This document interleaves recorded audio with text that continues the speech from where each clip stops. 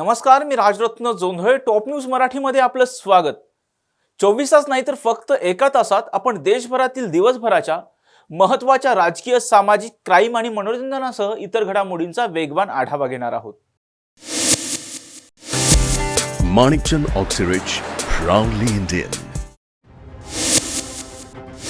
नागपुरातील रेशीमबाग संघ कार्यालयात निवडणुकींच्या पार्श्वभूमीवर संघ आणि भाजपाची बैठक संपन्न झाली आहे.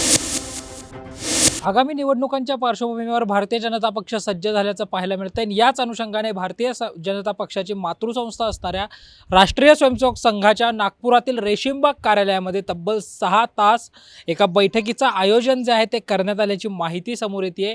भारतीय जनता पक्षाचे प्रदेशाध्यक्ष चंद्रशेखर बावनकुळे, राज्याचे उपमुख्यमंत्री देवेंद्र फडणवीस हे या बैठकीला उपस्थित होते, अशी माहिती जी आहे ती माहिती आता समोर आल्याचं पाहायला मिळतं. एकंदरीतच जर आपण बघितलं तर आगामी निवडणुकांच्या दृष्टिकोनातून ही बैठक महत्त्वाची मानली जाते, कारण काही खासदार बदलण्याबाबतची चर्चा जी आहे ती चर्चा या बैठकीत झाली असल्याची माहिती जी आहे ती समोर आल्याचं पाहायला मिळतं. एकंदरीतच भाजपाने महाराष्ट्रासाठी ठेवलेलं मिशन 45 असेल किंवा विधानसभेच्या निवडणुकांसाठी महायुती म्हणून करत असलेली व्यूहरचना असेल, तर या सगळ्यांच्या दृष्टिकोनातून ही बैठक जी आहे भाजपाची आणि राष्ट्रीय स्वयंसेवक संघाच्या दरम्यान झालेली या सगळ्या बैठकीला जे आहे ते विशेष महत्त्व जे आहे ते या निमित्तानं प्राप्त झाल्याचं पाहायला मिळतं आहे.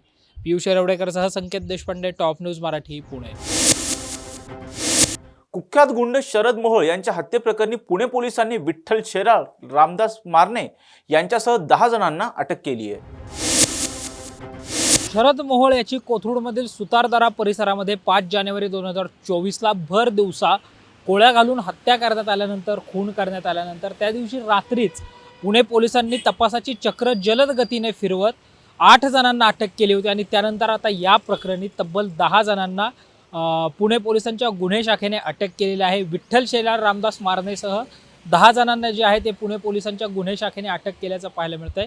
पनवेलमधून या 10 जणांना जे आहे ते अटक केल्याची माहिती मिळते. मात्र या सगळ्यानंतर या विठ्ठल शेलारला अटक झाल्यानंतर समोर आलेली माहिती अशी आहे की हा विठ्ठल शेलार भारतीय जनता पक्षाशी संबंधित आहे. भारतीय जनता पार्टीमध्ये त्याचा 2017 मध्ये तत्कालीन पालकमंत्री गिरीश बापट आणि पुणे जिल्ह्याचे माजी जिल्हाध्यक्ष, माजी राज्यमंत्री संजय उर्फ बाळा भेगडे यांच्या उपस्थितीमध्ये प्रवेश झाल्याचं बोललं जातं आहे आणि त्यानंतर त्याच्याकडे बोरवेल्ला मुळशीच्या युवा मोर्चाचं अध्यक्षपद जे आहे ते देखील सोपवण्यात आल्याचं पाहायला मिळतं आहे. नेमकं विठ्ठल शेलारचा शरद मोहोळ खून प्रकरणामध्ये काय संबंध होता किंवा कसा सहभाग होता, यासोबतच या प्रकरणी आता आणखी कोणते मोठे खुलासे होतात का हे पाहणं महत्त्वाचं असणार आहे. कॅमेरा पर्सन पियुष येरवडेकरसह संकेत देशपांडे, टॉप न्यूज मराठी, पुणे. मनोज जरांगे पाटील यांच्या मुंबईच्या आंदोलनाविरोधात गुणरत्न सदावर्ते यांनी मुंबई उच्च न्यायालयात धाव घेतली आहे. मनोज जरांगे पाटील मराठा आरक्षण प्रश्नी चांगलेच आक्रमक झाल्याचं पाहायला मिळत आहे. अंतरवाली सराटीमध्ये मनोज जरांगे पाटील यांनी आंदोलन केल्यानंतर, उपोषण केल्यानंतर आता ध्येय एक आरक्षणाची वाट असं म्हणत जरांगे पाटील जे आहेत ते मुंबईच्या दिशेने आगेकूच करताना आपल्याला पाहायला मिळत आहेत. मात्र मनोज जरांगे पाटील यांनी त्यासाठीचा रोडमॅप देखील जो आहे तो तयार केल्याचं पाहायला मिळत आहे. मात्र गुणरत्न सदावर्ते यांनी उच्च न्यायालयामध्ये धाव घेतलेली आहे. गुणरत्न सदावर्ते यांचं असं म्हणणं आहे की जरांगे पाटील यांना मुंबईत येण्यापासून रोखावं. जरांगे पाटील जर मुंबईत आले तर कायदा सुव्यवस्थेचा प्रश्न जो आहे तो प्रश्न निर्माण होऊ शकतो. त्या अनुषंगाने त्यांनी उच्च न्यायालयामध्ये धाव देखील घेतल्याचं पाहायला मिळतं आहे. मात्र तरी देखील मनोज जरांगे पाटील हे आपल्या आंदोलनावर ठाम असल्याचं पाहायला मिळतं आहे. काही झालं तरी आम्ही मुंबईत येऊ आणि मुंबईत आंदोलन करणारच असं त्यांनी म्हटलेलं आहे.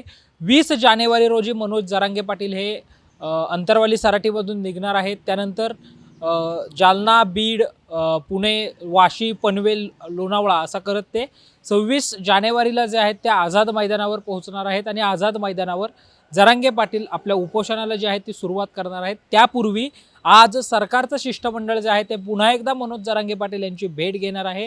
नवीन ड्राफ्ट जो आहे तो मनोज जरांगे पाटील यांना सरकारचं शिष्टमंडळ जे आहे ते देण्याची शक्यता आहे. मात्र ह्या सगळ्या घडामोडी सुरू असतानाच गुणरत्न सदावर्ते मात्र पुन्हा एकदा आक्रमक झाल्याचं पाहायला मिळतं आणि त्यांनी उच्च न्यायालयामध्ये जी आहे ती जरांगे पाटलांच्या आंदोलनाविरोधात धाव घेतल्याचं आपल्याला पाहायला मिळतं आहे. पियुष येरवडेकरसह संकेत देशपांडे, टॉप न्यूज मराठी. मराठवाड्यासह महाराष्ट्रातील अनेक भागात कडाक्याच्या थंडीचा अंदाज हवामान विभागाने व्यक्त केला आहे. महाराष्ट्रातील हवामानाचा अंदाज अशा प्रकारे असेल. आज एक कमी दाबाची पट्टी उत्तर कर्नाटक ते पूर्व विदर्भापर्यंत जात आहे. तसेच हवेच्या वरील थरात एक जेट स्ट्रीम आहे, म्हणजे उत्तर भारतावर वाऱ्याचा वेग खूप जास्त आहे. त्यामुळे उत्तर भारतातील तापमान अतिशय कमी झालेले आहे. महाराष्ट्रातील 4ही उपविभागांमध्ये पुढील काही दिवस हवामान मुख्यतः कोरडे राहण्याचा अंदाज आहे व आकाश निरभ्र राहील. त्याचबरोबर उत्तरेकडून येणारे वारे मध्य महाराष्ट्रात येत आहेत. त्यामुळे वेळोवेळी किमान तापमानात थोडी घट होण्याची शक्यता आहे. उत्तर मध्य महाराष्ट्र व उत्तर मराठवाडा येथील जिल्ह्यांमध्ये तुरळक ठिकाणी किमान तापमान 8 ते 9 डिग्री सेल्सिअसपर्यंत कमी होण्याची शक्यता आहे. पुणे व आसपासच्या परिसरात आकाश मुख्यतः निरभ्र राहील. पुढील 72 तासात पहाटे हलके धुके पडण्याची शक्यता आहे. किमान तापमानात थोडी घट देखील होणार आहे. कमाल तापमानात मात्र फारसा बदल होणार नाही. बुलेटिनमध्ये घेऊयात एक छोटासा break. Come on guys, hurry up. यार सुन ना, एक ब्रेक ले लेते हैं. Guys, I'm telling you, तुम लोगों को सही से ट्रैकिंग नहीं आता. But that's okay, you can learn. रोज का ढक्कन देना. तो ये रेड वाला है, सही वाला देना. अबे ढक्कन, पहले तो सही पानी पीना.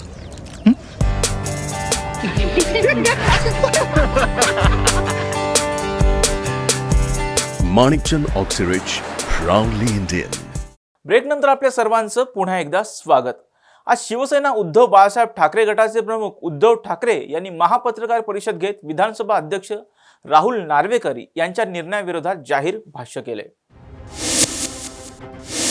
मी कायदा वगैरे तो बघत नाही बसलो. मला वाटलं की माझा शिवसैनिक जो शिवसेना प्रमुखांनी शिकवण दिलेली आहे त्याला त्या विचाराला त्या संस्कृतीला मी जागलो आणि मी जागणार. याला म्हणतात शिवसेना प्रमुखांचा विचार. मग असे काही म्हणतात की तुम्ही राजीनामा दिला नसता तर सुप्रीम कोर्टाने असं म्हटलंय की तुम्हाला परत मुख्यमंत्री केलं असतं. अहो बरोबर आहे, पण त्याच्यानंतर सुप्रीम कोर्टाने जे त्यांचं निरीक्षण नोंदवलं ते फार गंभीर आहे. त्यांनी राज्यपाल महोदय म्हणून त्यांचा जो काय दुसरा नोकर इकडे बसवला होता, डोकं काय सगळंच काळ आहे त्यांचं.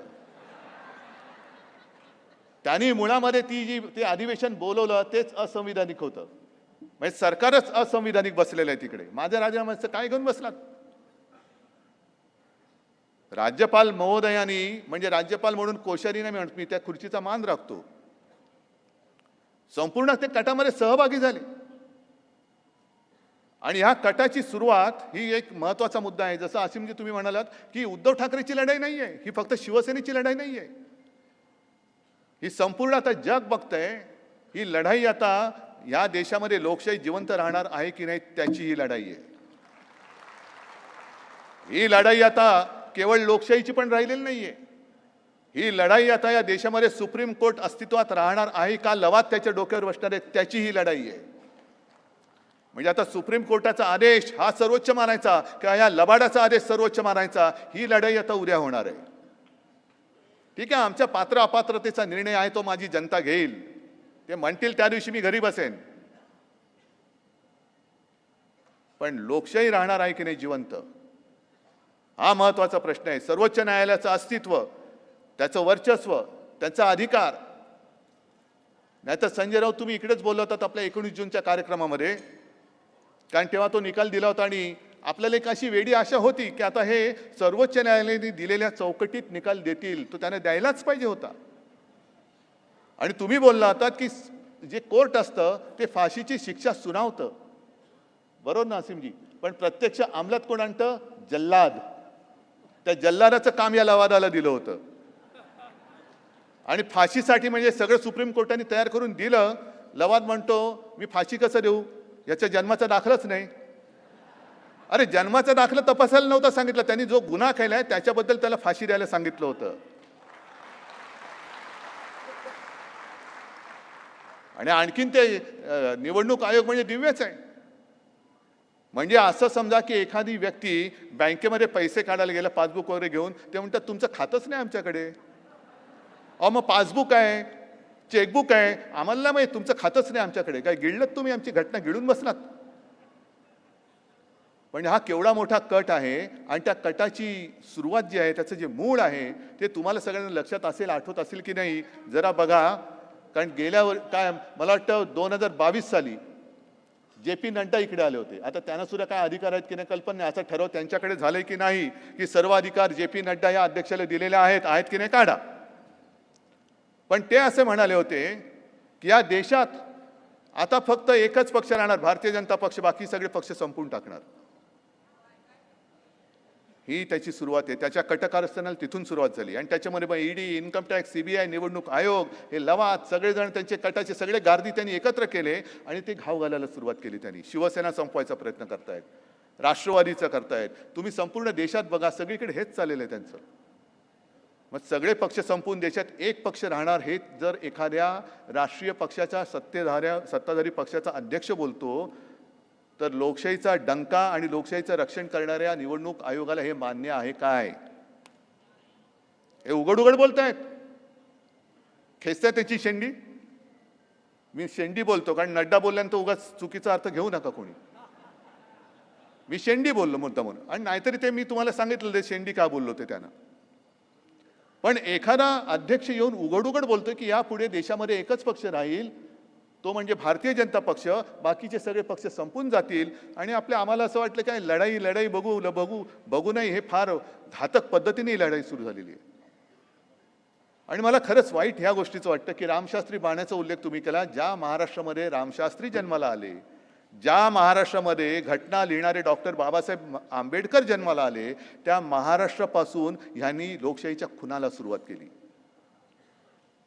ह्याच मातीत तुम्हाला या अवदसा जन्माला आलेली बघावी लागते. ही अवदसा आहे. या महाराष्ट्रामध्ये जसं बाबासाहेब आंबेडकर जन्माले, रामशास्त्री प्रभूने जन्माले, तसे लोकशाहीचे हत्यारे सुद्धा जन्म घेत आहेत आणि त्यांना त्यांची महाशक्ती साथ देते आहे.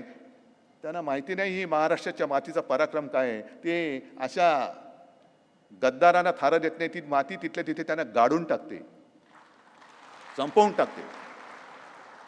आणि हा सगळा क्रम बघितल्यानंतर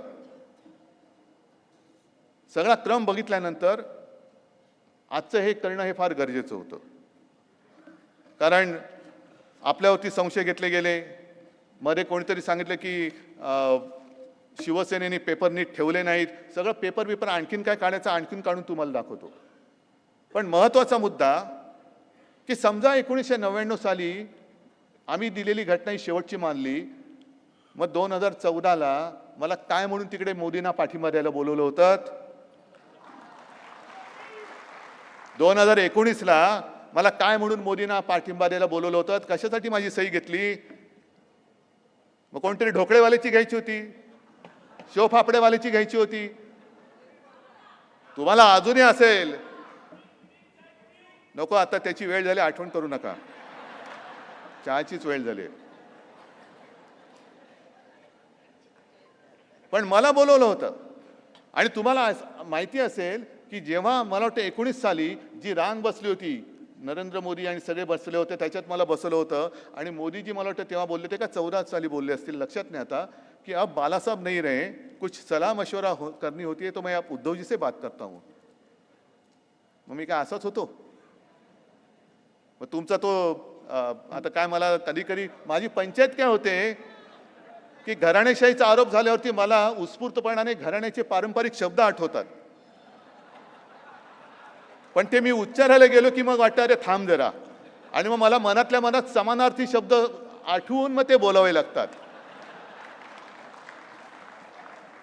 नाहीतर मी काहीतरी बोलणार होतो, जाऊ द्या. पण तुमचे महनीय अध्यक्ष त्यावेळीचे अमित शहा, वेळ आली तर बोलेन, पण तुमचे महनीय तेव्हाचे अध्यक्ष अमित शहा हे माझ्याकडे आले होते. नंतर त्यांनी सांगितलं ऐसा कुछ हुआ ही नहीं, अरे कुछ करना ही नहीं था, कुछ होने नहीं, तर फिर आले कशाला होते? आणि काय म्हणून आला होता तुम्ही?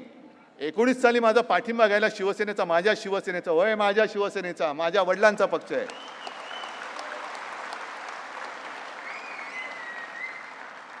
पाठिंबा घ्यायला याला तुम्हाला लाज वाटली नाही. आणि आता तुम्हाला 2014 साली लोकसभेला माझा पाठिंबा तुम्ही म्हणजे मी माझा माझा माझा म्हणजे माझ्या शिवसेनेचा बोलतोय, मी नाहीये, मी म्हणजे तुम्ही सगळे आहात.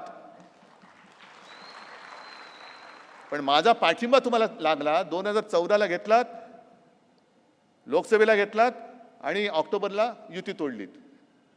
शिवसेनेबरोबर युती, मग तुम्ही ती शिवसेना होती, तुम्हाला माहीत नव्हतं यांची घटना नाही आहे, अध्यक्ष काय. मग माझं पत्र घेताना आणि देवेंद्र फडणवीस सुद्धा जे 5 वर्ष त्यांनी मुख्यमंत्रीपद उभवलं, ते कोणाच्या पाठिंब्यावर.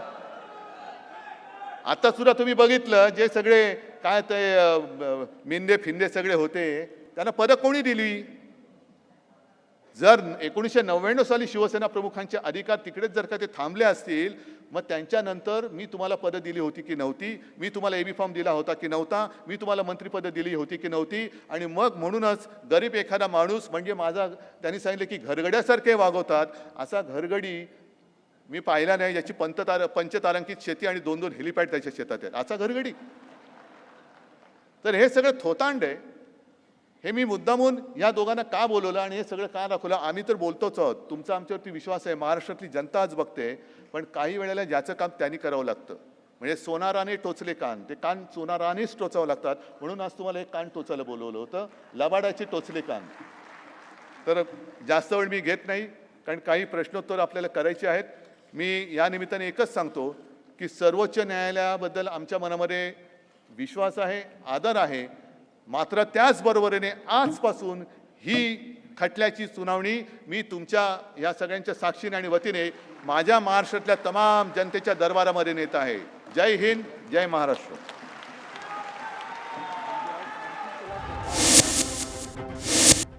राष्ट्रवादी काँग्रेस शरद पवार गटाचे अध्यक्ष शरद पवार यांनी आज सीमावर्ती भागाचा दौरा केला. त्यानंतर त्यांनी राष्ट्रवादी कार्यकर्ता मेळाव्याला संबोधित केले. एका चांगल्या कार्यक्रमाच्यासाठी आपण सगळेजण या ठिकाणी हजर आहोत. सार्वजनिक जीवनामध्ये अनेक लोक काम करत असतात, पण त्यांनी केलेलं काम आणि त्याच्यामध्ये योगदान हे लोकांच्या अंतःकरणामध्ये राहतं आणि लोक त्यांच्या या कर्तृत्वाबद्दल अखंडपणानं कृतज्ञता व्यक्त करतात. असं भाग्य काही 14 लोकांना मिळतं. त्या या भागाच्या 14 लोकांच्या मालिकेमध्ये रावसाहेब हातांचा उल्लेख हा आपल्याला करावा लागेल. रावसाहेब सहकारी चळवळीचे एक ज्येष्ठ नेते, अनेक संस्था उभं करण्याच्यासाठी त्यांचा पुढाकार. मला त्यांचा जो परिचय होता माझा, तो आमचे एकेकाळचे सहकारी आज हयात नाही आहेत, रत्नाभाऊ कुंभार, त्यांच्या पंचगंगा सहकारी साखर कारखाना कोल्हापूर जिल्ह्याचा एक चांगला कारखाना, आणि त्या कारखान्यावर रावसाहेब स्वतः 10-15 वर्ष संचालक होते. आणि तिथं सगळं काम बघितल्याच्यानंतर निफाडीनं सुद्धा हे काम केलं पाहिजे, त्या दृष्टीनं या ठिकाणी सहकारी कारखानदारी उभी करायला त्यांनी कष्ट घेतले आणि त्याची फळं आज या तालुक्याच्या ऊस उत्पादकांना चांगल्या रीतीनं मिळतात. शेकडो कामगारांना काम दिलं. त्याच्यामध्ये काम देत असताना कारखान्यामध्ये प्रशासनात गुणवत्ता कशी वाढेल याची काळजी घेतली आणि इतरांच्या समोर आज त्यांनी अनेक चांगले आदर्श ठेवले. साखर कारखाना जसा उभा केला तशा सोसायटीज, पथप्रवृत्त सोसायटी याही उभं करण्याच्यामध्ये त्यांनी कष्ट घेतलेले होते. आणि त्यांचं काम किती आहे आणि लोकांचा त्यांच्या कामावर विश्वास किती आहे याचं एकच उदाहरण, तुम्ही वडगाव इथली त्यांची सोसायटी बघितली आणि त्याच्यातल्या ठेवी बघितल्या, तर 1100 कोटीच्या ठेवी सर्वसामान्य लोकांनी त्यांच्या सोसायटीत ठेवल्यात. आणि त्याचं कारण त्यांच्याबद्दलचा प्रचंड आत्मविश्वास हा सर्वसामान्य ठेवीदाराच्यावर आहे आणि त्यामुळे ते खऱ्या अर्थानं होऊ शकले. निफाणी भाग हा बदलतोय. एकेकाळी तंबाखूचं पीक हे निफाणीचं वैशिष्ट्य होतं. आता तंबाखूची बरीच जागा ही उसाने घेतली. कारखानदारी आली, क्षेत्र वाढलं, नवीन नवीन काही करता येईल याचा विचार करण्याचा दृष्टिकोन नेत्यांच्यामध्ये दिसतो.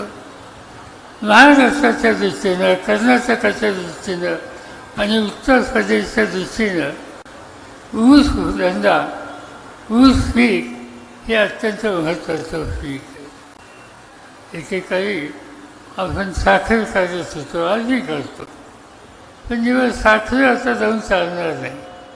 आता बदल करावा लागेल. गेले 3 दिवस मी अध्यक्ष असलेल्या एका संस्थेनं, ज्याचं नाव वसंतदादा शुगर इन्स्टिट्यूट, त्यांनी या साखरेच्या संबंधीची आंतरराष्ट्रीय परिषद आम्ही पुण्याला बोलवली होती, कालच संस्थेची. आणि त्या परिषदेला जवळपास 22 देशाचे लोक आले आणि जवळपास 5,000 शेतकरी जे प्रत्यक्ष ऊसाच्या धंद्यात आहेत ते देशाच्या कानाकोपऱ्यात आले. आणि सगळी चर्चा जी त्या ठिकाणी झाली की ठीक आहे, साखर आपण काढतो, आता साखर फुलचक राहून राहणार नाही.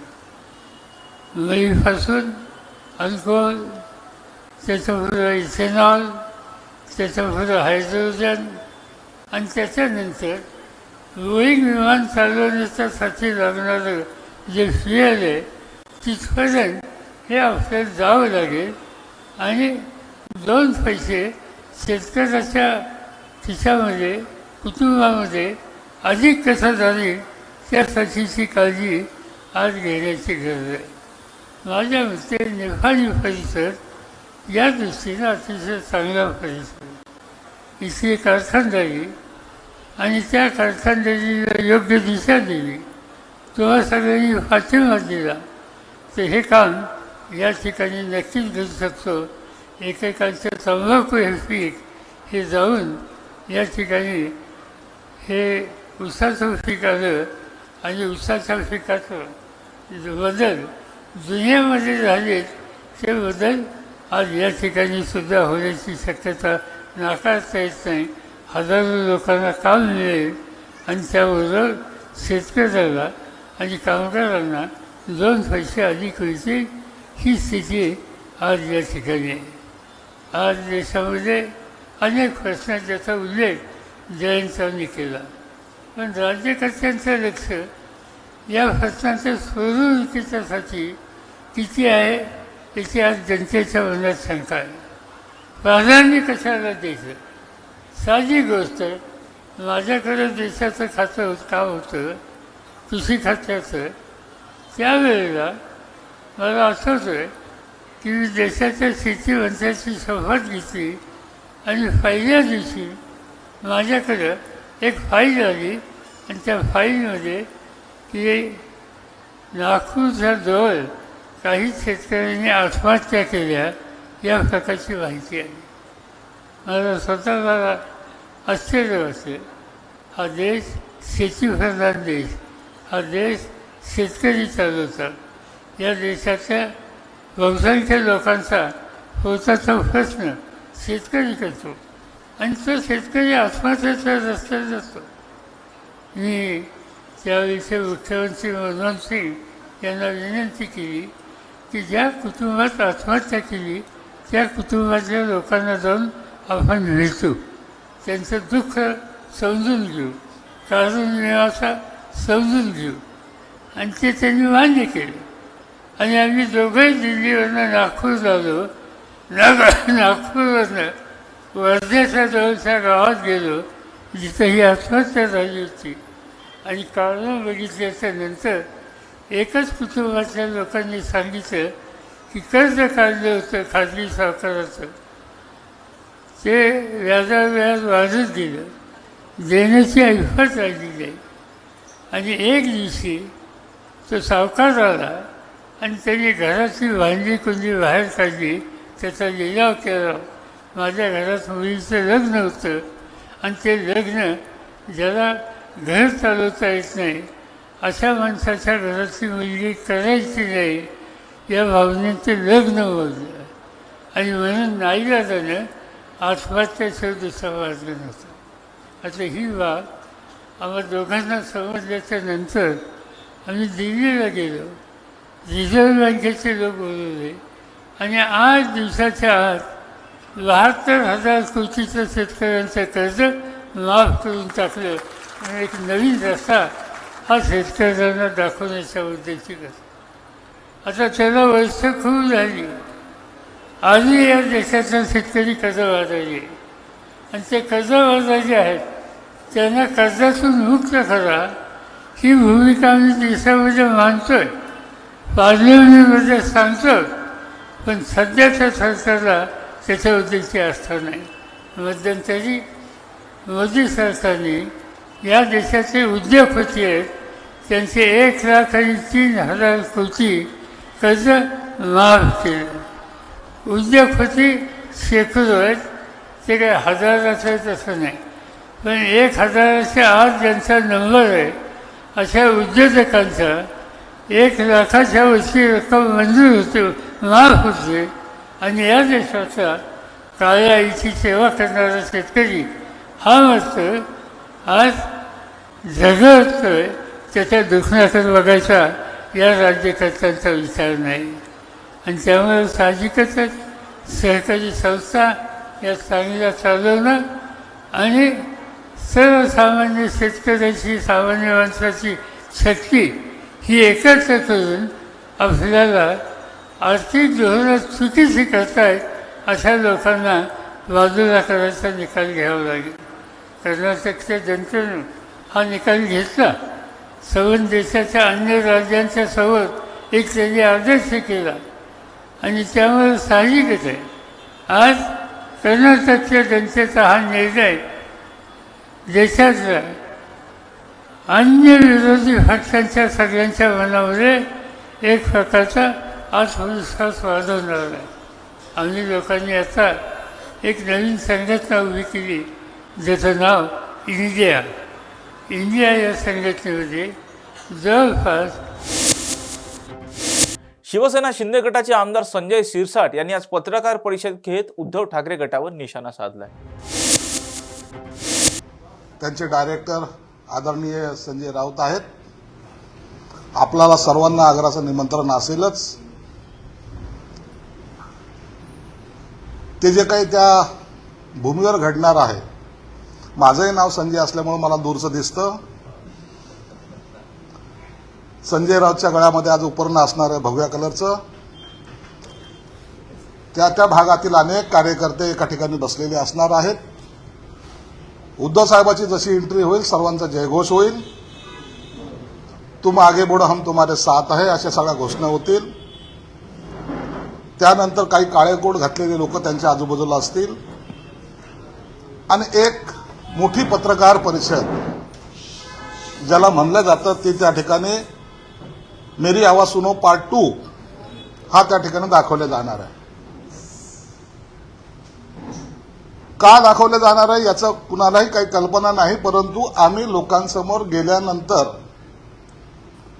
आम्हाला इलेक्शन कमिशनरकडे न्याय मिळाला नाही, आम्हाला विधानसभा अध्यक्षांनी न्याय दिला नाही, सुप्रीम कोर्ट न्याय देईल का नाही याबद्दल त्याला साशंकता आहे. म्हणून हा एक इव्हेंट जर झाला तर लोकांमध्ये ती चर्चा ही घरोघरी व्हावी हा त्यामागचा उद्देश आहे. या प्रेसच्या पूर्वी आमच्या महाभागाने सकाळी त्यांनी प्रेस घेऊन त्यांनी सांगितलं की 10 वर्षामध्ये मोदी साहेबांनी प्रेस का नाही घेतली. खरं तर यांना तो अधिकार नाही विचारायचा, परंतु तरी त्यांना असं वाटतं की देशातल्या राजकारणी ज्यांना जनतेने कामासाठी निवडून दिलेले, काम करा. आपल्या महाराष्ट्र असेल की देश असेल त्याला पुढे नेण्याचा प्रयत्न करा. परंतु ह्या रिकाम टेकड्यांना वाटतं की रोजचे 10 वाजता जशी आपण प्रेस घेतो तशी प्रेस मोदींनी घेतली पाहिजे. ह्या विचाराच्या लोकांचं एकत्रीकरण त्या ठिकाणी होणार आहे. आणि ज्या काही घोषणाबाजी होतील आणि मग आमच्यावर काही टीका होईल, काही इतर गोष्टीवर टीका होईल, मग 2-4 टोमणे मारून ती प्रेस संपणार आहे. मुळामध्ये प्रश्न असा आहे, तुम्हाला एकीकडे लोकशाहीला मानायचंय, तुम्ही लोकशाहीचा आदर करताय, लोक भावनेचा आदर करताय, आणि तुम्हाला जे काही स्टेप दिलेले आहेत, ज्या त्या स्टेपने तुम्हाला न्याय मागायचा आहे त्याच्यानुसार जर तुम्ही गेले असता तर लोकांनी ते ऍक्सेप्टही केलं असतं. परंतु हम करेंगे सो कायदा ही जी काही भूमिका आज त्यांनी घ्यायचा प्रयत्न केला याचा लोक सुद्धा मनापासून धिक्कार करतात. लोकांना ते मान्य सुद्धा नाही. केसरकर साहेबांनी त्याबद्दलचं सविस्तर वर्णन केलेलं आहे. फक्त यामध्ये एक गोष्ट मला एक सांगायची होती की महाराष्ट्राचे मुख्यमंत्री आज दावोसला गेलेले आहेत. प्रत्येकाने आपापला आकडा त्यामध्ये सांगितलं, कोणी 70 लोक गेलेत, 60 लोक गेलेत, आणि ही ट्रिप करतायत 50 लोक गेलेत. दावोसला जाण्यामागे पूर्वी सुद्धा एक सुभाष देसाईच्या नेतृत्वाखाली जो काही दावोसला गेले होते त्या दौऱ्यामध्ये आदित्य ठाकरेचा रोल काय होता हे आजपर्यंत महाराष्ट्राला कळालं नाही. तुम्ही तिकडून येताना काही एमओयू करून आलेले होते, त्या एमओयूचं काय झालं, कोणते प्रोजेक्ट आज रन करतायत हे एकदा जनतेला तुम्ही सांगितलं पाहिजे. आणि मग गेल्या वेळेला उदय सामंत आणि त्यांचे सहकारी किंवा मुख्यमंत्री त्यांच्या सर्वांबरोबर जे एमओयू साईन झालेत ते आज कार्यरत, ते त्याच्या कामकाजाला सुरुवात झालेली आहे. आज मुख्यमंत्री जात आहेत, जवळपास 1,30,00,000 कोटी रुपयाची एमओयू ते साईन करतायत. ही मोठी घटना आहे. तुम्ही आपल्या इथलचा एखादा प्रोजेक्ट बाहेर गेला तर त्याच्याबद्दलची काही बोंब मारतात, आणि 1,30,00,000 कोटीचे आज एमओयू साईन होत आहेत त्याबद्दल त्यांना कुठेही अभिमान नाही. कोण गेलंय त्या दौऱ्यामध्ये? गगराने गेलेत. हे काय एकनाथ शिंदेच्या मावशीचा मुलगा नाहीये. दुसरे ते आमचे जे काही सेक्रेटरी गेलेले आहेत, असीम कुमार गुप्ता गेलेले आहेत. मी काल ती यादी पाहिली. 14 लोक काल रात्रीच्या फ्लाईटने सीएम साहेबाबरोबर गेले आणि काही अधिकारी गेलेले आहेत. ऑब्जेक्शन कशावर घेता? ऑब्जेक्शन त्यांच्या दौऱ्यावर घेतात. ते फिरायला गेलेले आहेत. मिनिट टू मिनिट त्यांचा दौरा ठरलेला आहे, परंतु सरकारी दिवाळखोरी करतायत असं जे काही लोकांमध्ये सांगतायत, चुकीचं जे काही तुम्ही सांगतायत लोक ते पाहतायत. मुख्यमंत्र्यांनी ठणकावून सांगितलं, आल्यानंतर पैसा हिशोब दिला जाईल. मिलिंद देवरा ते सुद्धा त्या दौऱ्यात गेले. त्यांना काय अधिकार? त्यांना कोणी घेऊन गेलं? अरे ते त्यांच्या पैशाने जात आहेत. वर्ल्ड इकॉनॉमिक फोरम जेव्हा स्थापन झाला होता त्याच्या संस्थापकामध्ये त्यांचे वडील होते, आणि त्या फोरमने विनंती केली मिलिंद देवरांना की तुम्ही या. स्वतःच्या स्वखर्चाने ते गेलेले आहेत. म्हणून कोणताही शासकीय भार कोणावर पडलेला नाही हे त्यांना माहिती नाही. परंतु एक बडबड करणं, त्यांना असं वाटतं की ही गोव्याची ट्रिप ही काय म्हणून एन्जॉय करायला गेले की काय, असं जे काही त्यांना वाटतं ते लोकांमध्ये गैरसमज पसरू नये म्हणून आपल्या समोर हे स्पष्ट करतोय. मुख्यमंत्री 18 तारखेला जेव्हा येतील त्या टायमाला झालेले एमओयू हे तुमच्या समोर प्रेस घेऊन ते सांगणार आहेत. म्हणून महाराष्ट्राच्या विकासासाठी असेल, उन्नतीसाठी असेल, जर सीएम दौऱ्याला जात आहेत, आपल्या महाराष्ट्रासाठी काही आणतायत, त्या टायमाला त्यांचं स्वागत करणं हे प्रत्येकाचं कर्तव्य आहे. मुख्यमंत्री जात आहेत, त्यांची वैयक्तिक जातात मान्य, मात्र उपमुख्यमंत्री देवेंद्र फडणवीस जात नाही, त्यांचा लांबा समाज जो आहे तो तिथे जातोय, त्यांची ओएसडी पण जात आहे. काय कारण काय? प्रत्येक खात्याच्या मंत्र्याचा त्यात सहभाग आहे. म्हणून पूर्ण मंत्रिमंडळ घेऊन जाणे हे संयुक्तिक ठरणार नाही. त्यांच्या खात्याचे सेक्रेटरी असतील, प्रत्येक खात्याचे सेक्रेटरी युडीचे आहेत, प्रधान सचिव आहेत, हे बाकी जे काही तुम्ही जर यादी तुमच्याकडे जर आली असेल तर एकदा त्याच्यावर नजर फिरवा. हे सर्व महत्वाचे लोक, हे सर्व तेवढेच लोक गेलेले आहेत, आणि एक उदय सामंतजी त्यांच्याबरोबर आहेत. मुख्यमंत्री जेव्हा जातात त्या टायमाला ज्या त्यांना ब्रीफ करावं लागतं मुख्यमंत्र्याला किंवा त्यांची चर्चा करताना असलेले सेक्रेटरी हे असावे लागतात. हे कॉमन सेन्सची बात आहे. म्हणून त्यांनी जाणं हे काही गैर नाहीये. मग एक मुख्यमंत्री एकट्याने जायचं का? ओएसडीचे जे जे आवश्यकता आहे हे ठरवण्याचा अधिकार मुख्यमंत्र्याला आहे. मग आता जे गेलेत त्याच्याबद्दल टीका, जे गेले नाहीत त्याच्याबद्दल टीका, ही दुपट्टी धोरण या ठिकाणी अवलंबता येणार नाही. देवराजच्या संदर्भात प्रश्न उपस्थित झाले, त्यांच्या दौऱ्यावर जाण्यासंदर्भात. मात्र त्यांच्या पक्षात, आपल्या पक्षात आल्यानंतर ही प्रश्न उपस्थित झालेले आहेत. उद्योगमंत्र्यांच्या एका उद्योगपतीच्या सांगण्यावरनं शिवसेनेत त्यांचा पक्ष प्रवेश झाला आणि तो दिल्लीतनं ठरवण्यात आला, असा आरोप संजय राऊतांनी सकाळी. होऊ द्या ना, काय त्रास आहे काय? तुम्ही आजपर्यंत त्या उद्योगपतीचे विमानं घेऊन फिरत होता, त्यावर कोणी ऑब्जेक्शन घेतलंय का? कशाला आता छोडो कल की बाते नसता उगाच तरी आणखीन तुमचं पितळ उघडं होईल. एखादा चांगला नेता जेव्हा 50 वर्षामध्ये काँग्रेसमध्ये काम करत असताना त्याच्यावर झालेला तो राज्यमंत्री सुद्धा राहिलेला आहे. एखादा चांगला कार्यकर्ता जर इतर पक्षात जातोय तर त्याच्या मागची मानसिकता समजून घ्या.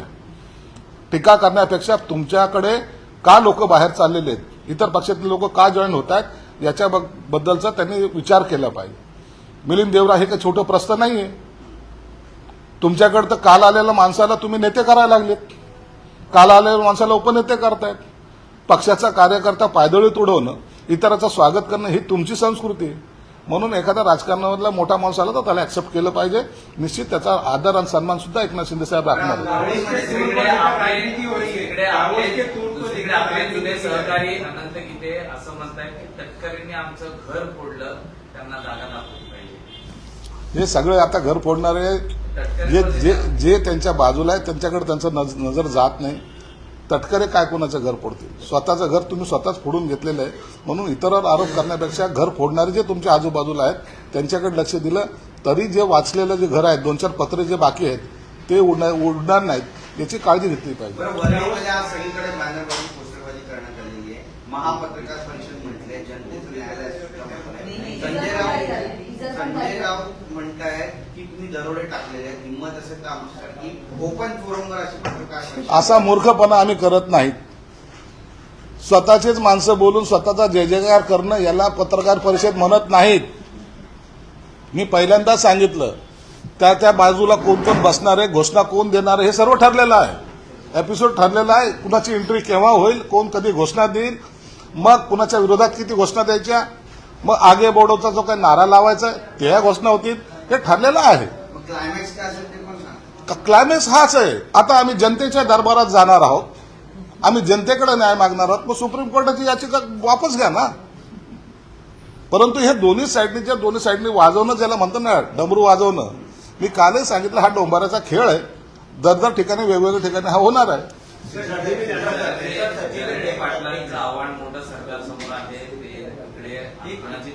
जरांगे पाटील म्हणतात की सरकारने डाव आखलाय माझ्या विरोधात आणि सगळे सोयींची मागणी देखील सरकारने मान्य केली आहे. छत्रपती संभाजीनगरमध्ये तलाठी भरती परीक्षेत गैरव्यवहार झाल्याचा आरोप करत हजारो विद्यार्थी रस्त्यावर उतरले होते.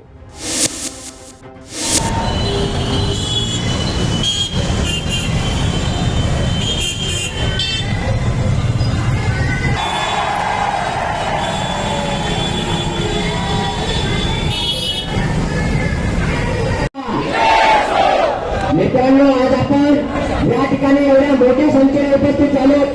या माध्यमातून गेल्या अनेक दिवसापासून, अनेक वर्षापासून हा कोणीतरी लढेल, कोणीतरी आंदोलन करेल. मित्रांनो, ती वेळ केलेली आहे. हे घरगुती आंदोलन नाहीये. काँग्रेस तुमच्या माझ्या हक्कासाठी सर परभणी या ठिकाणी आलेले.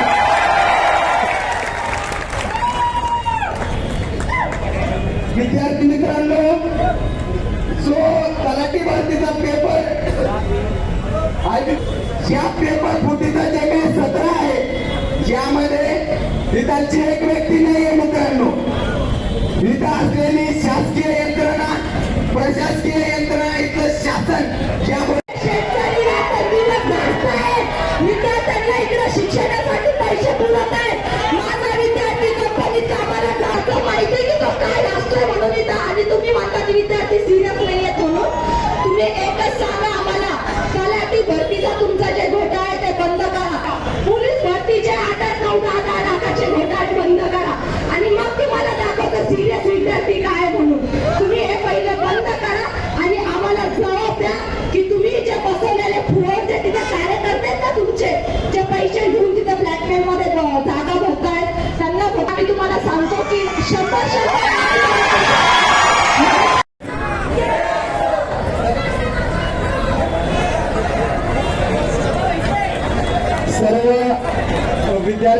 विनंती आहे की ज्यांना बसण्यासाठी जागा आहे अशा सर्व विद्यार्थ्यांनी बसून घ्यावा. आज या ठिकाणी जो आपला उत्साह आहे तो उत्साह चांगल्या ठिकाणी घालवण्यासाठी आपण या ठिकाणी जमलेलो आहोत मित्रांनो.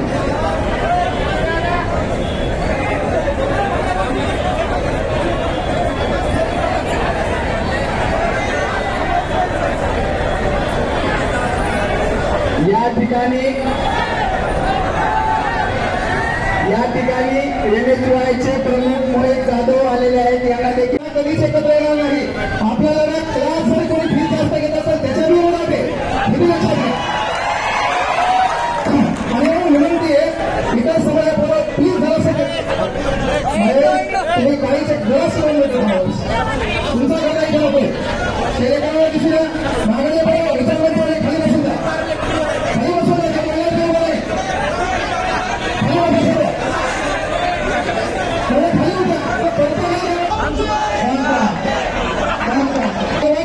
एखाद्या पक्षाचा रुमाल मी गळ्यात घातला काही जो सुपीक डोक्यात नापी विचारेल हे रुमाल कोणाचा काय तर तिला कोणावर उलट्या झापला आहे. क्लासचे संचालक आहेत ते काही बरोबर व्यक्त करतील आणि तुमच्यापैकी ज्याच्यावर अन्याय झालाय यायला काय ते झक मारली नॉर्मलायझेशन झालं तुम्ही प्रूफ दिले त्याच्यामध्ये आमच्या कोणाचे 5 मार्क वाढले आणि कोणाचे रक्कम 50 वाढले. काल बरोबर मला पडलं तू लोक काय पडलं मी कोणाला गेलो त्याच्या त्यामुळे याच्यावर आपण बोलायचं सविस्तर चर्चा होत्या आणि आपण थोडं शांत चिंतन ऐका. ही कळकळीची विनंती आहे. यानंतर कृती समितीचे पदाधिकारी आपले मनोगत व्यक्त करतील. त्यानंतर विद्यार्थी प्रतिनिधी बोलू द्या संचालक बोलतील. बंद कोण करणार हो आपण जागे कधी व्हायचे पण आपलं म्हणणं काय बाबा की माझ्यावर अन्याय झालाय मला काही घेणं नाही. आता याच्यात काही MPSC असतील ते म्हणतील आम्हाला काय घेणे. मराठा आंदोलकांच्या रॅलीत काही लोक घुसण्याचा प्रयत्न करत असल्याचा आरोप मनोज जरांगे पाटील यांनी प्रसार माध्यमांशी बोलताना व्यक्त केलाय. आंदोलक ही 20 जानेवारीपासून म्हणून समाज म्हणून आहे पण ते सध्या काय उपयोग नाही त्याच्या चर्चेत. युद्ध पातळीवर तुम्हाला मुंबईत न येण्यासाठी तयारी सुरू आहे. सगळे सोयरे या प्रश्नावर सुद्धा मुख्यमंत्र्यांनी तज्ञांशी चर्चा केलेली आहे. हा ते युद्ध पातळीवर त्यांचे प्रयत्न चालू आहेत. हे मलाही माहीत झालंय आम्ही नाही यावा म्हणून किंवा यावा म्हणून हे काल दुपारी मला माहीत झालं रात्री सुद्धा माहीत झालंय. हे त्यांनी येऊ नये म्हणून खूप ट्रॅप सरकारने माझ्यावर लावलेत. पण मी काय गोरगरिबाचं काम करतोय मी मॅनेज होत नाही कशानं सरकारला ना पैशानं होत नाही ना पदानं होत नाही. ही पोटदुखी आहे सगळ्यांची आणि आमच्यात बी काही तृप्त आत्मे आहेत आमच्या सुद्धा. त्यांना काही मंत्र्यांनी हाताखाली धरले याची मला खात्रीलायक माहिती मिळाली पण अधिकृत माहिती मिळेपर्यंत मी त्या मंत्र्याचं आणि त्या लोकांचं सुद्धा नाव घेत नाही आता. पण माझं असं म्हणणं आहे गोरगरिबाचं वाटलं होईल असं ते जे तृप्त आहेत आमच्यातले की जे समाजाच्या जीवावरती मोठे झाले समाजाच्या जीवावर त्यांना पद दुकानदाऱ्या ज्यांच्या बंद पाडल्यात त्यांनी समाजाचं वाटोळं करण्यासाठी ही योग्य वेळ नाहीये. समाज संकटात तुम्ही आता समाजाला साथ द्या. तुम्ही तुमच्या स्वार्थासाठी तुम्हाला नेता बनायसाठी तुमच्या स्वार्थासाठी तुम्हाला फोकसला यासाठी तुम्ही समाजाचा उपयोग करून समाजाचं नका वाटोळं करू. माझी त्यांना कळकळीची विनंती कारण सरकारच्या काही मंत्र्यांनी ते सुद्धा ट्रॅप लावलाय माझ्यावर की रॅलीत तुम्ही जायचं आम्ही त्यांना काहीतरी म्हणायचं मग किंवा नका का म्हणा आम्ही सगळं पुरतो तुम्हाला प्रसिद्धीला पुरतो सगळं पुरतो तुम्ही कुठंच कमी पडून देत आम्ही तुम्ही त्यांच्यात घुसायचं आणि काहीतरी म्हणायचं रामराम नाही घातला जय शिवराय नाही घातला आम्हाला किंमत नाही दिली माघार जा म्हणले पुढं जा म्हणले असं म्हणायचं आणि नाही म्हणलं तरी माघारी यायचं. मग इकडं तुम्ही प्रेस घ्यायच्या इकडं आंदोलनं करायची इकडं कार्यक्रम सभा लावायच्या. इतक्या खालच्या दर्जाला नका जाऊ त्यांचं ऐकून इतक्या खालच्या दर्जाला जाऊ नका. मला ही दाट शक्यता आहे सरकारनं हे घडून आणलंय म्हणून सगळं आणि हे होणार आहे हेही मला कळालंय. पण मला अधिकृत सगळी माहिती मिळाल्याशिवाय मी उद्या परवापर्यंत त्याच्यावर नाही बोलणार. पण मला पक्की माहिती मी सविस्तर तुम्हाला 1-2 मिनिटात सांगतो लगेच हे काय. याच्यात सगळ्यात मोठी जळजळ ही आहे की मी गोरगरिबांचं काम करतोय ह्यो विषय संपवायला लागला आरक्षणाचा कायमचा. ही सगळ्यात मोठी जळजळी आमच्यातल्याच काही लोकांची आणि याच्यामुळं ह्यो विषय आता मार्गी निघणार आहे. समाज एकत्र आलाय याच्यामुळं मार्गी निघणार आहे. मग आपल्याला खाली का राहणार? आपल्याला काय? ही माझ्याविषयी यांच्या मनात इतकी चीड निर्माण झाली आणि ते सरकारनं बरोबर त्यांना हेरलंय आणि एका बाजूला केलंय. माझी सरकारला पण विनंती आहे, त्यांना पण आहे. तुमच्या 10 रुपये त्यांना दिल्यामुळं किंवा एखादा अर्ध पद दिल्यामुळं माझ्या समाजाचं वाटोळं करू नका. आणि त्यांनाही सांगतो, तुमच्या लेकराचं चांगलं होईल, तुमची बायको, तुमचे आई वडील, तुमचे भाऊ सुखी राहतील त्या जीवा. पण गोरगरिबांच्या मराठ्यांच्या करोडोच्या पोरांचं नरड दाबायचं काम तुम्ही नका करू. तुम्हाला समाज कधीच माफ नाही करणार, कधीच. मी जाहीर सांगतो, मला नेता बी नाही बनायचं. 70 वर्षात मराठा समाजाला हे मिळायला लागले. लेकरं खुश आहेत सध्या घराघरातले मराठी आरक्षण मिळणार आहे म्हणून. मला नेता नाही बनायचं, काहीच नाही. आरक्षण मिळाल्यानंतर मी एखाद्या डोंगरात राहायला जातो किंवा मी एखाद्या हिमालयात जातो, मला नाही राहायचं. पण तुम्ही आडवं पडू नका, ही माझी कळकळीची विनंती त्यांना. नसतं मराठी तुम्हाला नाही माफ करणार. त्यांचं ऐकून तुम्ही जर मराठ्यांचं वाटोळं करायला निघाला आणि षडयंत्रात सरकार बरोबर आणि विरोधी पक्षाबरोबर तुम्ही जर सामील झाला, रात्री सुद्धा बैठक झाली सरकारची, त्यातल्या सगळ्या बातम्या मला खात्रीला कळाल्या. सरकारने असा ट्रॅप लावलाय की यांना मुंबईत येऊ द्यायचं, यांच्यावर लक्ष नाही द्यायचं, म्हणजे अवमानकारक वागणूक मराठ्यांना द्यायची. बाळा हो, देशाचं जगाचं लक्ष त्या आंदोलनावर राहणार आहे. तुम्ही काय लक्ष देणार नाहीत? मराठी एवढे लेचे पेचे नाहीत, त्यांच्या मनगटात एवढी ताकद आहे, ते शांततेत बसणार आहेत. पण आरक्षण येताना घेऊन येणार आहेत, तुम्हाला लक्ष सुद्धा द्यावं लागणार आहे. तुमच्यातले काही जणांचा, तिथल्याच मंत्र्यांचा या आरक्षणाला किती विरोध आहे आणि रॅली यायला किती विरोध आहे हेही आम्हाला कळालं. मंत्र्यांचे नाव फक्त खात्रीला कळायचे राहिलेत रात्रीतल्या बैठकीत, आम्हाला कळाले. आम्हाला त्यांचेच काही मंत्री, काही आमदार सांगतात काय काय चाललंय, काही त्यांचे सरकारी अधिकारी सुद्धा आम्हाला सांगतात काय काय चाललंय. कारण त्यांच्या सुद्धा लेकराचं एक दिवस कल्याण होणार आहे, त्यांना माहिती. मराठा समाजाला माझी विनंती, मी भेट नाही, मी मरायला भेट नाही. यांनी गोळ्या जरी घातल्या ना, यांना जर मराठ्यांच्या कत्तली करायच्या असल्या तर करू द्या. पुऱ्या मराठ्यांच्या कत्तली करावं लागतात. आणि असं जगाच्या पाठीवर सरकारच असू शकत नाही. मागणी करणाऱ्या एका समाजाला मारून टाकायची सरकारवर वेळ आली, असं सरकारच असू शकत नाही. आणि तसं जर सरकार असेल त्यांनी घरी बसावं, पण हे पातक पुन्हा डोक्यावर त्यांनी घेऊ नये. एकदा अंतर्वालीत प्रयोग केला तुम्ही, दुसऱ्यांदा करू नका. मराठा समाजाला जाहीर सांगतो, यांनी छातीवर गोळ्या घातल्या तरी मनोज जरांगे मरायला तयार आहे. फक्त माझा विचार मरू देऊ नका आणि मराठ्यांची एकजूट फुटू देऊ नका. हे आंदोलन शांततेत असंच सुरू ठेवा, मी मेलो तरी पण हे आंदोलन थांबवू नका. मराठ्यांच्या लेकराच्या पदरात आरक्षण दिल्याशिवाय मी हटत नाही. आणि जर मला यांनी हटवलं, मी मेलो बी तरी हे विचार फुटू देऊ नका. माझ्या मौतीला येऊ नका, पण हे विचार फुटून देऊ नका आणि हे आंदोलन बंद पडू देऊ नका. मी यांना समर्थ आहे खेटायला. यांच्या सरकारमधल्या मंत्र्यांना कसं काय माहित होतं, ते येवल्याच्या याडपटाला कसं काय माहित होतं का आम्ही 200 रिव्हॉल्वर खरेदी केल्यात, कुठे केल्यात? त्याला काही लोक आमच्यात पाठवून, त्याला जो नेता पाठबळ देतो त्याच्या पक्षातला, जो म्हणला होता आता कारवाई करू आम्ही तुमच्या, त्यांनी बोलायला सांगितलं घे की रिव्हॉल्वर विकत घेतल्यात. तुम्ही आमच्या दुनियात राहतो. सगळ्या जगाचं लक्ष आहे या आंदोलनाकडे. जगात असं आंदोलन होणार नाही, इतकं शांततेचं आंदोलन आहे. आणि इतक्या संख्येनं एकाच जातीचे लोक एकाच मागणीसाठी एकाच वेळी एकाच शहरात येणार, हे जगातला सगळ्यात मोठा महारेकॉर्ड आहे. आणि तू कोणत्या दुनियात जगतो? ध्यान नाही द्यायचं आणि काय नाही द्यायचं. आम्हाला जागा पूर्ण नाही, तो सगळ्या डांबरीवरून तू कुठं ध्यान नाही द्यायचा? तुला ध्यान द्यायला मध्ये येता येते नाही काही. तू सांगायला लागला आम्हाला घेण्या शिकू राहायला, आमचंच खातो आणि आमचेच पैसे आहेत. तुला कोणाचे आहेत? तुम्हाला फंड कोणाचा आहे? आमचाच कर गोळा केलेला आहे शेतकऱ्यांचा, जनतेच्या, महाराष्ट्रातल्या. त्याच्या जीवावर तुम्हाला पगार आहे. 4-4 करोड 5-5 करोड रुपये एका आमदाराला पगार आहे. वर्ष कोणा जीवावर खाता? आम्हाला नाटकं शिकता का? आमच्या जीवावर लोक उतरायला लागलात का तुम्ही? एक बी ट्रॅक तुमचा यशस्वी नाही होणार. सगळ्या ट्रॅप उजळून लागणार हे पाठ्या. कारण गोरगरिबांच्या मराठ्यांच्या समाजाचे अश्रू मी नाही बघू शकत. गोरगरीब रात्रंदिवस कष्ट करून पोरं शिकवी द्या, त्या पोरांचं वाटोळं नाही होणार, त्यांच्या वेदनाच्या वाटोळं नाही होणार. तुम्हाला लढायला खूप दिवस आहेत, नंतर विरोध करायला सुद्धा आता ही वेळ नाही. समाज संकटात आहे. तुम्हाला हात जोडून सांगतो, महाराष्ट्राच्या सगळ्या मराठ्यांना सुद्धा ताकदीनं उभा राहा. मी मरायला भेट नाही. आणि जे 50-100 जण आहेत त्यांनाही हात जोडून सांगतो, तुम्हाला ही संधी नाहीये. समाजाचं एवढ्याच कल्याण होऊ द्या, नंतर खूप दिवस आहेत तुम्हाला.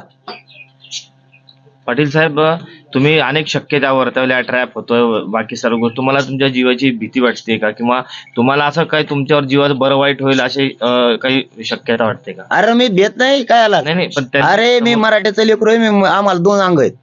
आम्ही क्षत्रिय मराठी आहेत, आम्हाला लढायची माहिती. आणि आम्ही शेती कसणारे मराठी. देशाला सुद्धा आम्ही अन्नधान्य पुरवतो पोटासाठी. 2 अंगात एकटा झोपतो पठ्ठ्या इथं एकटा. बुलेटिन मध्ये घेऊयात एक छोटासा break. Come on guys, hurry up.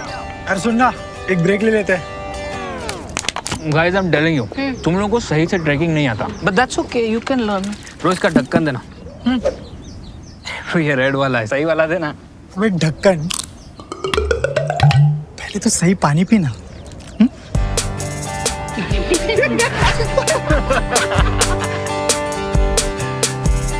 Manikchand Oxyrich, proudly Indian. Break नंतर आपल्या सर्वांचं पुन्हा एकदा स्वागत. विधानसभा अध्यक्ष राहुल नार्वेकर यांनी आज पत्रकार परिषद घेत उद्धव ठाकरे यांच्या आरोपावर प्रत्युत्तर दिले. Which was submitted to the ECI before the rival factions emerged. In other words, the Speaker must consider the version of the party constitution which was submitted to ECI with the consent of both factions. म्हणजेच supreme कोर्टाने स्पष्टपणे सांगितलं की दोघांमध्ये जर संविधानाविषयी वाद असेल तर इलेक्शन कमिशनकडे जे रेकग्नाइज कॉन्स्टिट्यूशन असेल तुम्ही केवळ त्याचाच आधार घ्या. त्यानंतर मी इलेक्शन कमिशनला पत्र पाठवलं. मी 7 जून 2023ला प्रिन्सिपल सेक्रेटरी मार्फत इलेक्शन कमिशनला पत्र पाठवलं आणि त्याच्यात मी असा उल्लेख केलाय, ॲज पर द डायरेक्शन्स, म्हणजे स्पीकरनी जे डायरेक्शन दिले आहेत प्रिन्सिपल सेक्रेटरीला, I am to inform you that the honourable speaker Maharashtra Legislative Assembly has received some disqualification petitions under the 10th schedule of the Constitution of India against some members of Maharashtra Legislative Assembly. Honorable Speaker has desired to have following documents which may be useful while deciding the said petitions. 1. Certified copy of the party constitution / memorandum / rules and regulations which known as such or by any other name of Shiv Sena political party which have been submitted to Election Commission of India and stand effective as on 21st June 2022. 2. Certified copies of all subsequent amendments, if any, to the same party constitution / memorandum / rules and regulations as well. Hence, you are hereby requested to kindly make available the above copies at the earliest by speed post as well as through email. With regards, Principal Secretary, Maharashtra Legislature Secretariat. Me supreme कोर्टनी सांगितल्याप्रमाणे election commission कडनं योग्य आणि recognised party कॉन्स्टिट्यूशनची copy मागितली. यावरती election कमिशनचा reply काय आला तो पण वाचून दाखवतो. यावरती इलेक्शन कमिशनचा रिप्लाय असा आलाय, to the secretary in charge Maharashtra legislature secretariat Vidhan. हे 22 जून 2023ला इलेक्शन कमिशनचा रिप्लाय आलाय. Sir, I am directed to refer to your letter number so and so dated 7/6/2023 received in the commission on 10/6/2023 and to state that a copy of the constitution and rules of Shiv Sena as available on the records of the Election Commission of India is placed at annexure 1. म्हणजेच 1999 ची constitution त्यांनी माझ्याकडे पाठवली. बी. As to subsequent amendments, if any, to the same mentioned in paragraph 2 of your reference, the order passed by the Election Commission of India in the dispute case number 1 of 2022 relating to Shiv Sena under paragraph 15 of the election symbol relevant reservation and allotment 1980 rules 1986 on 17 February 2023 contains the factual position. त्यांनी असं सांगितलं की संविधान आमच्याकडे जे रेकॉर्डवरती आहे त्याची प्रत आम्ही तुम्हाला देतोय. ती प्रत होती 1999चं जे संविधान आहे ते. आणि मी त्यांना स्पेसिफिकली विचारलं की तुमच्याकडे कुठचेही घटनेमध्ये, शिवसेनेच्या घटनेमध्ये सुधार केलेल्याची कुठची प्रत प्राप्त असेल तर ती पण द्या. त्यावरती त्यांनी उत्तर मला काय दिलंय की या संदर्भातला निर्णय आम्ही आमच्या ऑर्डरमध्ये मेन्शन्ड आहे. आता त्यांच्या ऑर्डरमध्ये page number 71 paragraph number 132 4B याच्यात काय लिहिलंय, the amended constitution of 2018 is not on record of the commission. हे मला इलेक्शन कमिशननी स्पष्टपणे सांगितलंय. आता वारंवार असा उल्लेख केला जातो, ही तर वस्तुस्थिती आहे. म्हणजे माझ्याकडे सुप्रीम कोर्टच्या डायरेक्शनच्या अनुसार इलेक्शन कमिशनकडे जे रेकॉर्ड होते तेवढंच ग्राह्य धरण्याचे अधिकार होते. माझ्याकडे स्वतःहून या संदर्भातला इतर निर्णय घ्यायचा अधिकार नव्हता. जे इलेक्शन कमिशनकडे होतं ते ग्राह्य धरण्यासाठी मला सुप्रीम कोर्टाने सांगितलं. त्यानंतर वारंवार जे सांगितलं जात आहे की आम्ही पक्षाचं संविधान हे इलेक्शन कमिशनकडे सबमिट केल्याचा पुरावा अध्यक्षांना दिलेला, ते कसं संपूर्णपणे खोटं आहे हे पण मला आपल्याला सांगणं आवश्यक वाटतं. सर्वप्रथम त्यांनी 2013च्या घटना दुरुस्तीचा उल्लेख केला. मला वाटतं काही व्हिडिओजही दाखवले. 2013 मध्ये जेव्हा मी शिवसेनेत होतो त्यावेळेला त्या मीटिंगसाठी उपस्थित होतो वगैरे. आता तो कुठचा नेमका व्हिडिओ आहे काय आहे हे काय मी शहानिशा केलेली नाहीये. परंतु राहुल नार्वेकर एक कार्यकर्ता म्हणून तुम्ही दिलेलं संविधान वर शिक्कामोर्तब करायचे अधिकार नाहीयेत. आणि मी जरी शिक्कामोर्तब केला तेव्हा तर ते काय ग्राह्य आणि योग्य आहे तर अर्थ तो ठरत नाही. आणि नंबर 2, ज्या पत्राचा तुम्ही उल्लेख करत आहात त्यात संविधानाविषयी काही एक लिहिलेलं नाहीये. ते पत्रही मी तुम्हाला वाचून दाखवतो जे शिवसेनेनी इलेक्शन कमिशनला दिलाय असं ते म्हणतात आणि त्याच्यावर इलेक्शन कमिशनचा स्टॅम्प आहे असं ते म्हणतात. त्या पत्रात काय उल्लेख केलाय बघा. त्या पत्रात असं लिहिलंय, to the chief election commissioner, election commission of India, Nirvachan Sadan, Ashoka road, Navi Delhi. Respected sir, Shiv Sena party office bearers election program notice was declared on 17 December 2012 by election officer Shri Balakrishna Joshi, Advocate High Court, Mumbai. Application stroke nomination forms were invited for the post of Shiv Sena Paksha Pramukh, National Executive, Shiv Sena leaders and deputy leaders. The last date of receiving the nomination was up to 3 p.m. on 12 January 2013. There was one nomination form received for the post of Shiv Sena Paksha Pramukh. 9 forms were received for the post of Shiv Sena leaders and total 21 forms were received for the post of deputy leaders. All these forms were scrutinized on the 15 Jan 2013 as stipulated in election notice and were found to be in order and declared valid by the election officer. Election to the above post were held on 23rd January 2013 at Shiv Sena Bhavan, Dadar, Mumbai, as per the program declared with the election notice. All the candidates were declared elected unopposed as the number of forms that were received equaled the number of posts. The election results were declared by the election officer in the presence of the representative members. Elections were held in free and fair atmosphere as per the democratic principles and guidelines set up by Election Commission of India. We submit herewith. आजच्या 9च्या बातम्यांमध्ये इथेच थांबण्याची वेळ झाली. पाहत राहा top news Marathi. आपला महाराष्ट्र, आपली बातमी.